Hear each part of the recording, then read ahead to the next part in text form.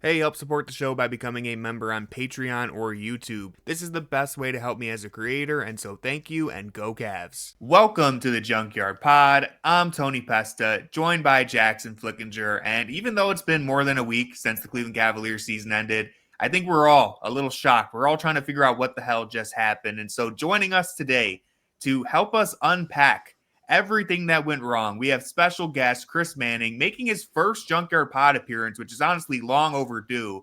So officially, welcome to the show, Chris. We're really excited to have you. Very happy to be here. I know Jackson hates me, so this is why it's taken so long. But Tony, I'm really glad to be here with you and even Jackson, who I do adore, even though he hates me. I do want to say that the Cavs won 64 games, and it was, Chris, you have an open invitation to come on the pod whenever you want. You could have texted me and any then, time. You know me. I don't like inviting myself to things. I want this bad communication on our part. And then as soon as the Cavs lose, it was the bat signal going up for Chris. He said, "I got to be there." No, you texted me. He said Kobe Altman had a press conference. I'm ready to go. I got a lot of new material now. So Kobe, here we go. Yeah. Sure. Hater of the year.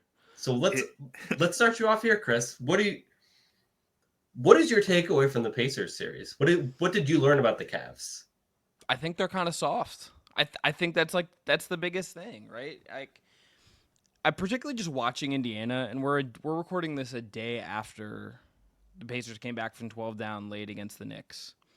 And, Halliburton did it preemptively, did the choking thing and pointed at Reggie, but that team has a moxie and a toughness and just a vibe that the Cavs just didn't have for whatever reason. I know you could look at injuries, I know you could look at anything, but it felt pretty clear to me that they just aren't fully tough enough based on that second round series. Maybe calling them soft is too hard, but they don't have the juice I think some of the other teams that are in the playoffs still have.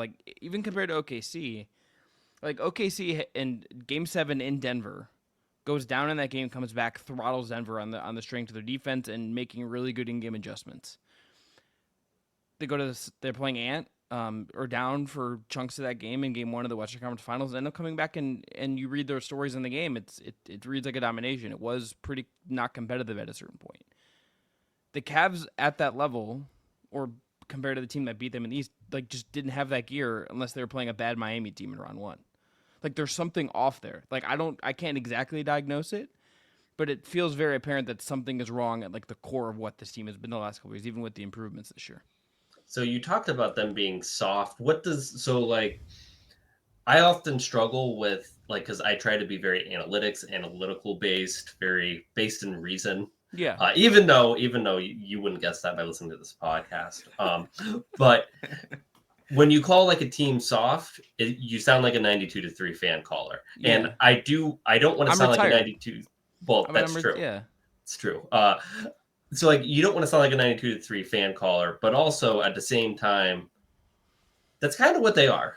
And you can't run from that. And I know that sometimes you can get lost in the the 3-point variance was really bad and which is true. It's true. All those things are true, but also we watched them they didn't get bullied because they did, Tony brings up they won the battle in the paint, they won the rebounding battle. They did all those things.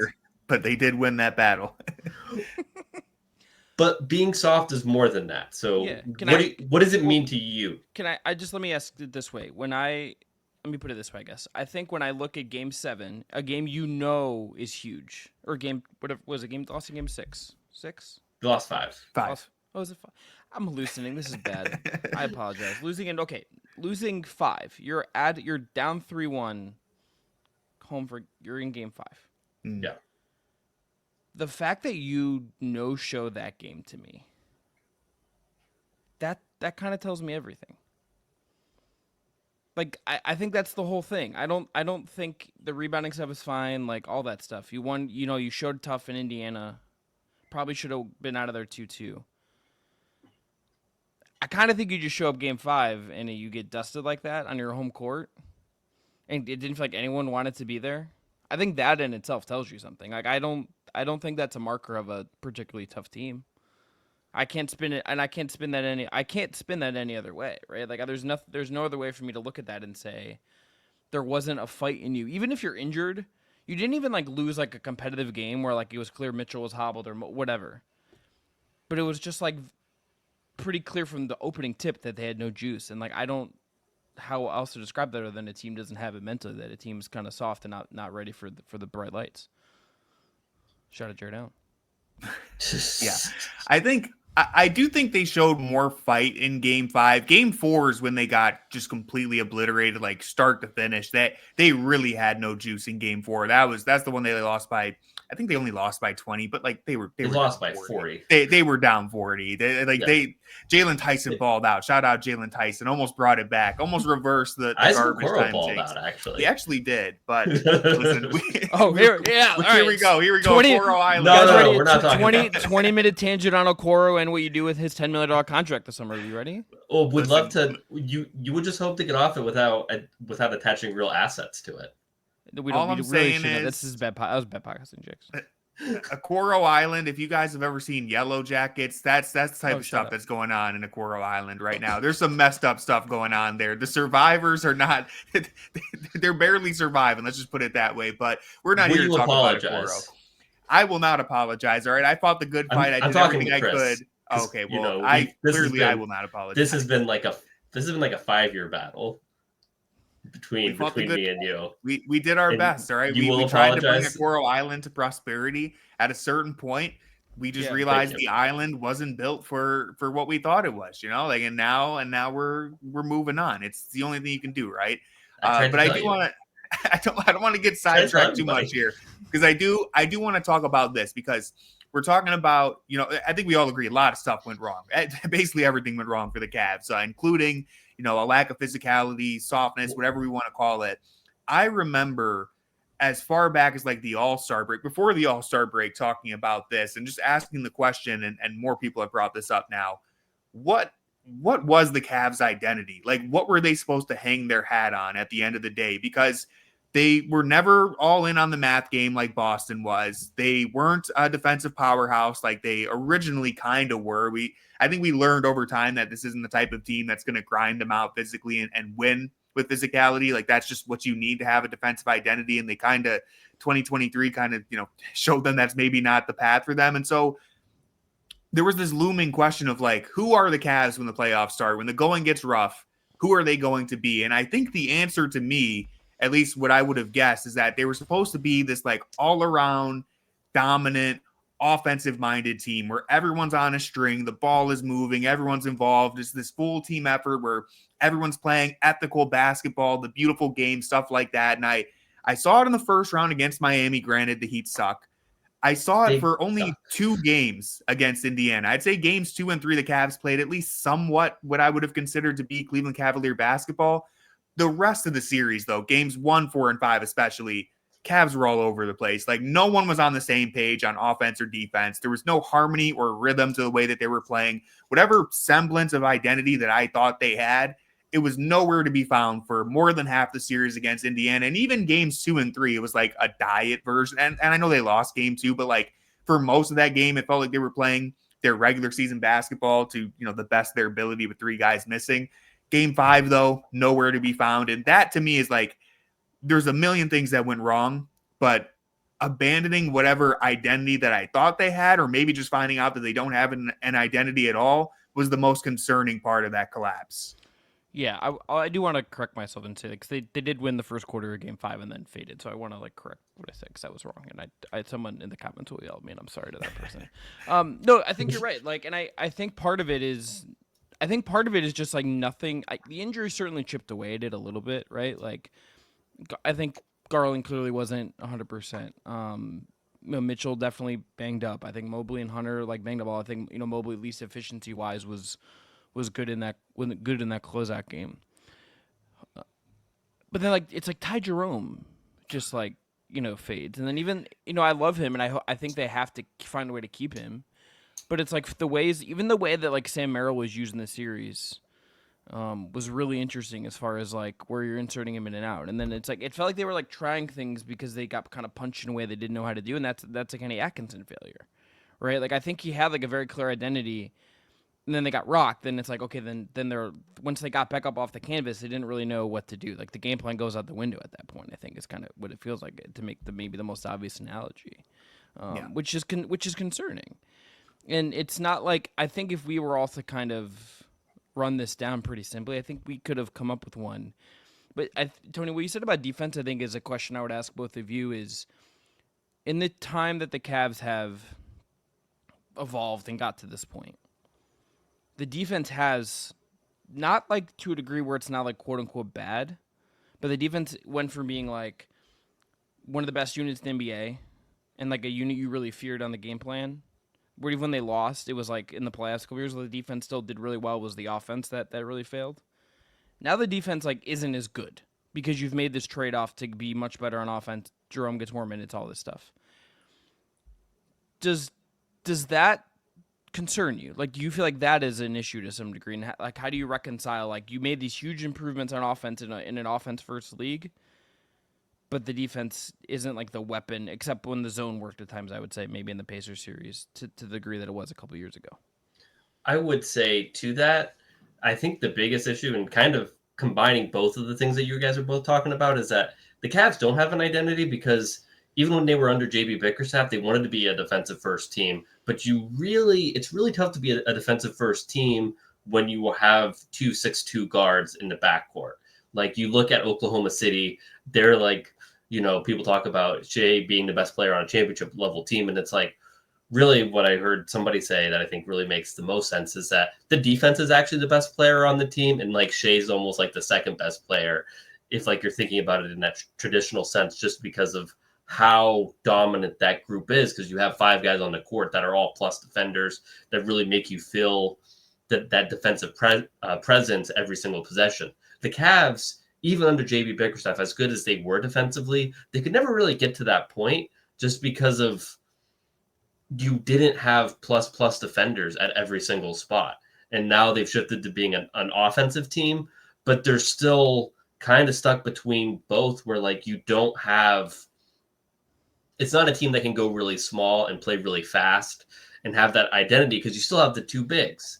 And, one of those bigs can't shoot, and one of those bigs is, not somebody who's going to beat mismatches inside in Jarrett Allen. So it feels like you can't go all offense either. So you're just kind of stuck between both. And when things start to fall apart, you don't really have like a calibrator to kind of reset you. And that's what I think is kind of their issue. And it's, I don't know how you solve that besides breaking up what this team currently is.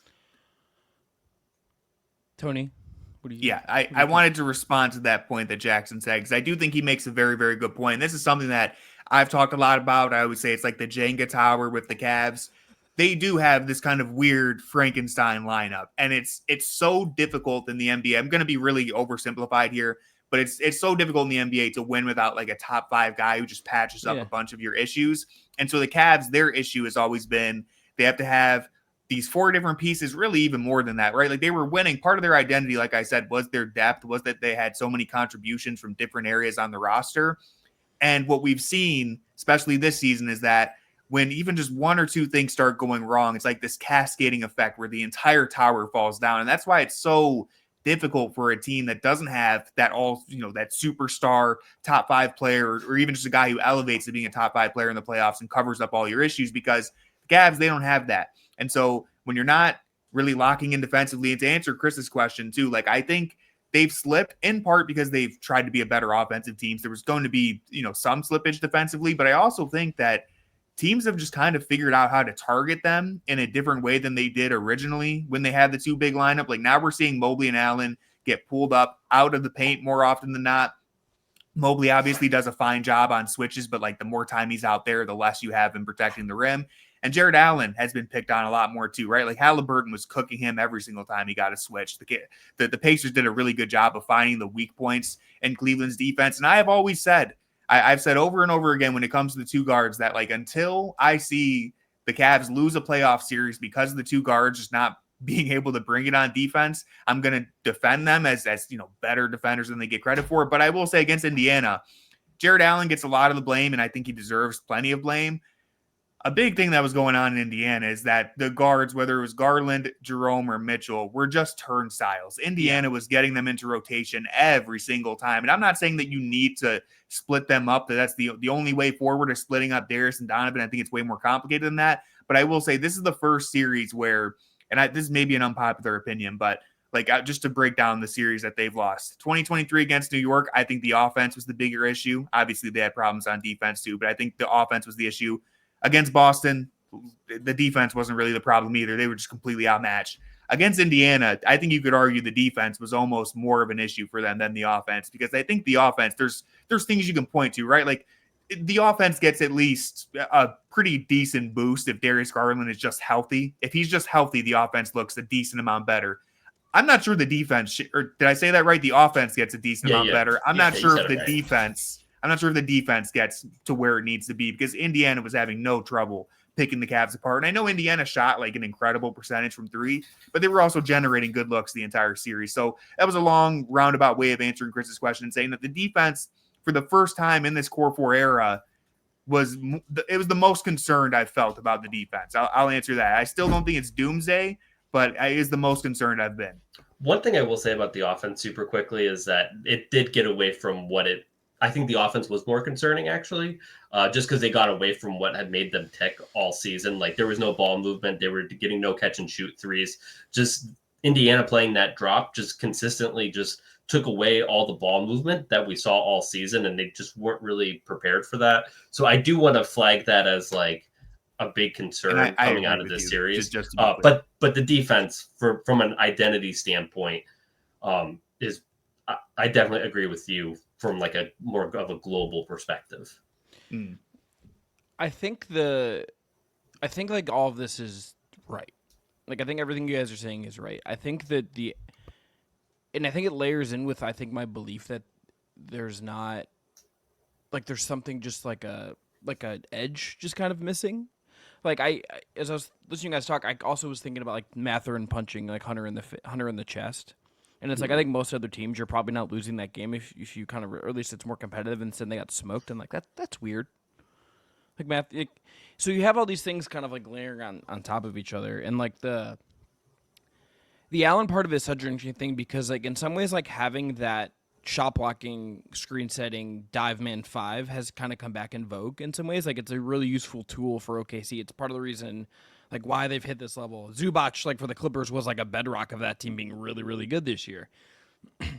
But it's also like, if you don't have the other stuff in line, then it becomes this challenge. And then you also only had like one wing that you felt two wings you felt good about in this series. Like Dean Wade just kind of faded, as he tends to do.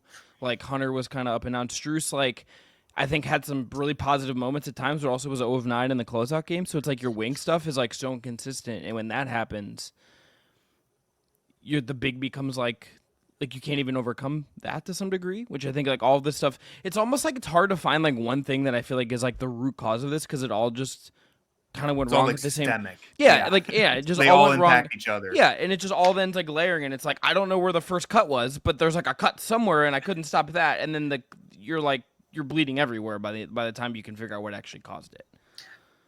I do think it is interesting you bring up like Zubac and how he was helpful for the Clippers and Allen, and I think the biggest problem is that Allen, I think, shrinks away from that role the harder like the series gets, if that makes sense, where like the screen setting becomes a lot softer when it's a more physical series. The diving to the rim becomes a lot more hesitant when it becomes a more physical series. He's not able to beat mismatches when he gets them. And that's where it's like, you look at somebody like Zubac and like they are continuing to do those things in a more physical series. And that's just one of the layering aspects that I think that you get, is that the things that you're supposed to be good at, you just aren't, even when the other team is kind of like daring you to be good at that. Because like you were going up against a front court that, Miles Turner, not a physical big. Pascal Siakam, I would categorize him as a physical guy, but more so physical on like when he gets a mismatch, as opposed to like physical in a way that like you're not getting a defensive rebound if Pascal Siakam's in the way. Like that's not happening. So that's where all those things start to just kind of cascade. The other part of it is, I think like there was by the time you got to the end of the year, it felt like everything was like I was trying to rack my brain of like when they had actually had to make like adjustments in the regular season to some degree, and I couldn't, like, aside from like trading for Hunter and like getting Hunter and trading Wade Levert and trading Wayne Yang, I kind of think like they didn't really have to like adjust like at all throughout the year. Like there wasn't, like, except for some injuries here and there, it didn't feel like they ever had to like do anything different than like plan A worked. So it's like, we're just going to keep running with plan A. And I think back to like the Ty Lue era where it was like he purposely would like try stuff to try to see if it would work. And it's like, I wonder if they just like lost the force for Truesdale because like everything was working. And I know I'm being oversimplified here, but it's like everything works. So it's like, we just going to keep going and we're going to be fine because that works. And then you cruise around one and it's like, it's fine. But like the teams that are left to some degree, like went through crucibles to get to where they're at. Like that forced them to develop other stuff. Like the Wolves like had to run it down. Wolves made the Western Conference Finals last year, trade Towns, and have to like reinvent themselves with Julius Randle. And to credit to him, I've never thought Julius Randle was better than I do right now. Credit to them. Insane. Good. Shout out Chris Finch, killing it with figuring out the Randle stuff. Shout out Julius Randle, frankly.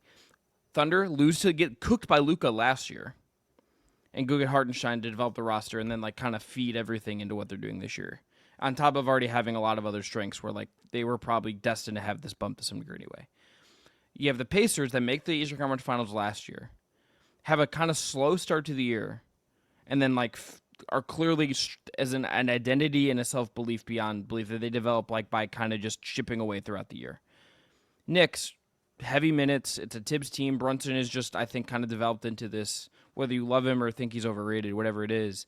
Like that guy has developed like an pretty solid sense of belief in how to play, and like they have like they've developed this like thing. The Cavs just kind of like under Atkinson, it was just like they flipped the page from disappointing playoff loss to like we're a championship contender. It's like they skipped a step it's like maybe this is the step.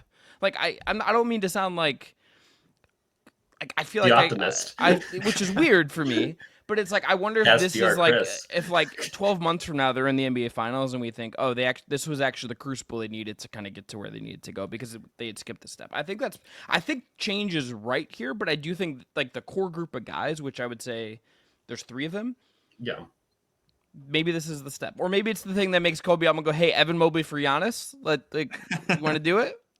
Like, I think this is a really good point, though, and it's something that I had written down too when we're talking about like what went wrong with the Cavs, and I've been hammering this since as far back as 2023. But I really was banging this drum in last year's playoffs, and I think it extends to kind of what you were saying is that like the Cavs, when they face adversity, it's like they just stop playing smart basketball. They need to start playing smarter basketball in the playoffs. Every single year I've been disappointed where, like, if you just look at Indiana, right? So many times I'm like, and this isn't an indictment on Kenny or even any one particular player. I'm talking widespread, full team. I'm asking, like, what is this player doing on this possession? Why are they blowing this switch right here or miscommunicating on defense? Or they're like clearly overhelping in areas they don't need to be, or like making bad reads on offense. There's so many just bad plays. And it goes back to like the mental toughness thing that I think people have mentioned, which is just as important as the physicality. We could talk more about that later, but like they unravel in these key moments. Like you mentioned, Game 5 at home. It's a must win, like literally a must win. They're up, I think they went up by 20 at some point in that game, and they end up blowing it for many different reasons. But how much of that can be fixed if you just add playoff experience? How much of it is, well, Kenny Atkinson throughout the regular season just blew the doors off of everyone they played, even when they weren't shooting well, even when like Ty Jerome had a bad game. You ended up getting like a big game from Sam Merrill or someone else. Someone always stepped up. Against Indiana, it was the first time where everything's going wrong and no one's really stepping up. Even Donovan Mitchell, who's playing incredible, like can't do it on his own against a playoff opponent of the caliber of Indiana, who's like clearly a very good team. We're seeing it. They're still on fire. And as Chris mentioned, this is what made me think of it. Every title contender, and the Cavs have talked about this, but every team that goes on to win a championship has these types of chapters in their story. The Cavs aren't unique by any means. obviously flaming out in the playoffs is not unique or special. Lots of teams can do that. Anybody can flame out in the playoffs. It's that 1% of teams that grow from this and actually learn lessons. Those are the teams that get remembered. So the big question that we're going to be asking all the way until next season, until this time next year, is can the Cavs actually take the appropriate lessons from this loss? Can Kenny Atkinson take the appropriate lessons? Can every player down the roster learn and grow and figure out where they need to improve next season? Or are they always going to inevitably run into, if it's not this issue, it's the other one? Is something always going to go wrong? Or can they actually learn from this and figure out where they need to be better? That's the big question.